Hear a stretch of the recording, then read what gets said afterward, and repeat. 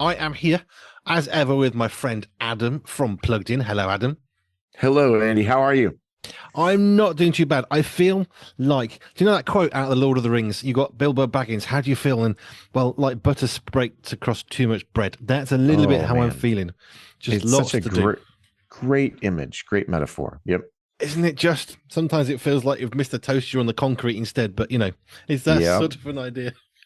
I understand. I understand. It's all good. Right, Plugged In exists to do what, sir, really briefly, for people who haven't heard this before? Yeah. We exist to help you and your family navigate popular culture and technology. And we really focus on that in two broad ways. Philosophically speaking, we want to give you content information so that you know what to expect if you want to watch a movie, a particular TV show, play a video game, some of the popular music of the day. We review YouTube channels, books. Um, we want to help you have that advanced look so that you don't end up with content you don't want yourself or your kids exposed to, or just, the unexpected face palm moment that as parents we have where you're like in the middle of a movie and you think, what on earth are we doing here? And how do I get out of this? So that's the first thing. The second thing is we are obviously coming from a Christian perspective. We're a part of Focus on the Family in Colorado Springs. And our desire as you interact with our content over time is that hopefully you'll see how we are, I hope, engaging with popular culture from a Christian perspective and get a bigger logical worldview. Um, Not lesson per se, but maybe illustration. Which is what we like about Plugged In. It gives us a little bit of information. And I'm one of those people that I like to be informed, and I like to inform people where I can and say, look, you just need to know what's really going on, make your own Yep. decisions. Now, Yep. with that in mind, how are you helping to make us decisions stuff first? Where are we going first? Well, let's talk about a couple movies that are out this week. One of them begins in your neck of the woods, across the pond. Paddington in Peru. Have you seen either of the previous Paddington movies? I like them a lot. I like them a lot. I'll even go a step farther. I think they're one of the very best franchises for kids out there. Apart from sometimes a little bit of peril, if you have really, really sensitive kids or really, really young kids, that may be something to watch out for. But this is the third movie. Paddington, of course, has been adopted by the Brown family in England. And he has found out that his beloved Aunt Lucy, who is also a bear, has gone missing in the jungles of deepest, darkest Peru. And so he is going to find her.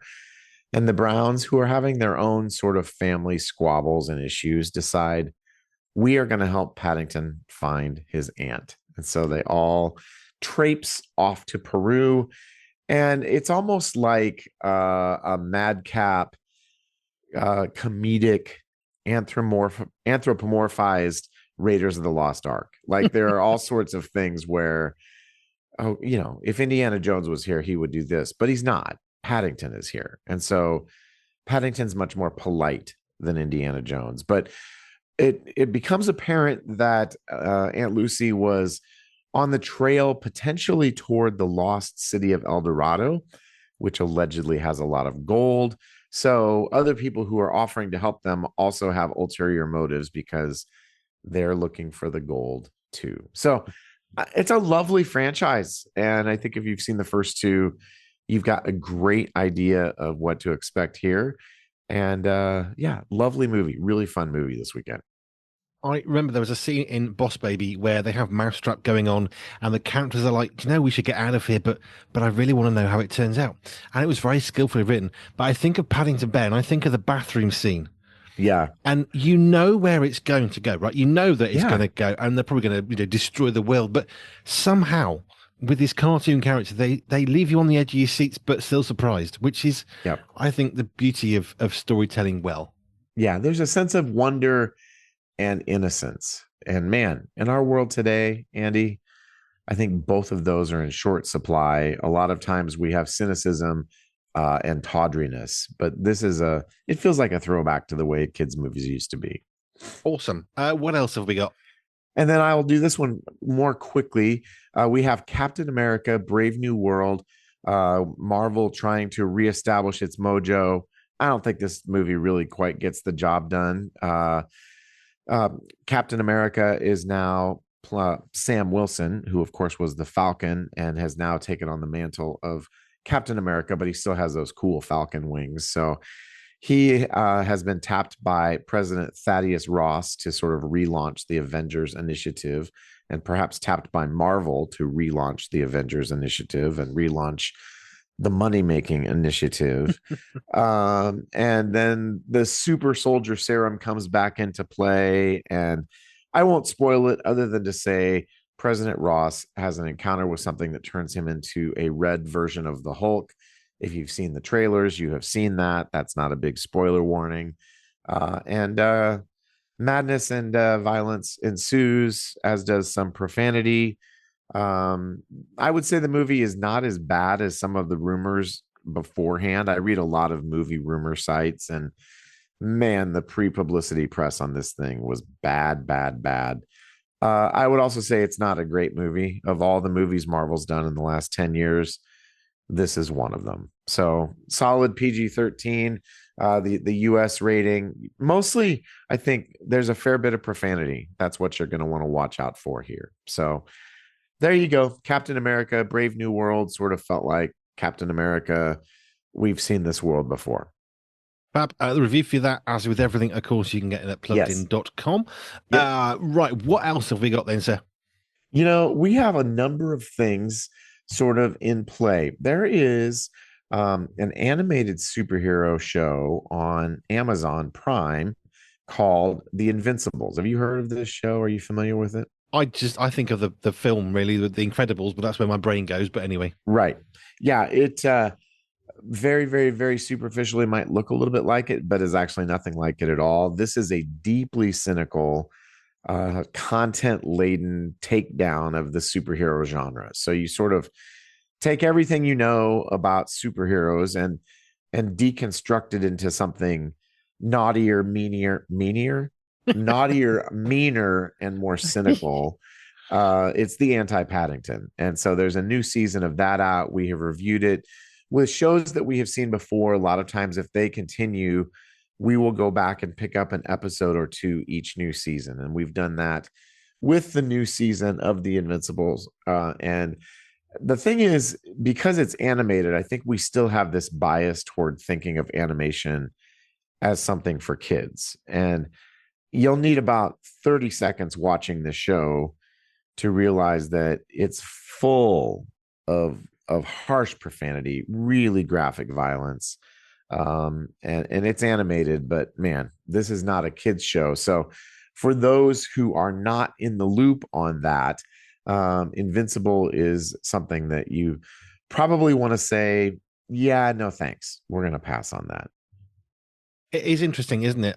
Things like South Park, which became the mainstay, were very much not suitable for children, for all sorts of reasons because of some of the content. But of course, you see a cartoon, cutesy Yep. little characters, you think, oh, great, this is for children. And then you realize, no, this really No, isn't. no, it's not. And it, on one hand, it's not surprising because after you get the same kind of story over and over and over and over again, it's sort of ripe for satire. It's ripe for subversion. This is a subversive kind of superhero story. Mm. But I don't like things that I have otherwise enjoyed being subverted, right? It feels mean spirited to me. So that said, it's gotten a lot of critical buzz, and you'll find a lot of people who love it, but I don't, and certainly Plugged In doesn't either. Fair enough. And I think we've got time for one more. Well, let's talk about Alan Becker, which is a YouTube channel and really, really, really early sort of in the YouTube pantheon. Alan Becker in 2006 had a video called Animator versus Animation. And it was a very crude, not in a naughty way, but, very unartful way, a stick figure sort of attacking the animator who created him. And this was one of those early videos that went totally viral as people realized, you know what, this new YouTube medium enables us to do things that nobody's ever done before. So Alan Becker is still around. and he's still creating new videos in this series. And they have a quartet of these stick figures called the Fighting Stick Figures, very imaginative names. And their names are red, blue, green, and yellow. So pretty creative stuff. But we do get some religious references that are a little bit not quite profane, but um, I'm not sure what the right word is. Playing around with some of those spiritual ideas, and then some mild profanities or playing with them. So it's not quite perfect, but it's not terrible in terms of content. And I think, again, YouTube is one of those places where we're seeing, especially young people who are growing up with this technology, it can be an inspiration for them. And this is something where we've seen this particular artist evolve over almost 20 years now. And he was there kind of right at the beginning of this medium. And so I think it's an interesting case study in what you can do and where this one person has come and the creative things he continues to do. Cool. As ever, pluggedin.com, and you've got the podcast, which I can never quite remember the name of. Yep, it's thepluggedinshow.com. Yes, I'm not going to try and say what I keep wanting to say as, but you say it better. Yep. I don't know, I miss out a word every time or add an extra one, so it's fine. It's okay. Thank you. And if not, pluggedin.com. Adam, thank you. I'll be back to next week for more on this feature that I'm now calling the Week in Review, which I quite like. I like it. And we shall review the week again next week. Absolutely. Thank you, Adam. You bet. Thanks, Andy.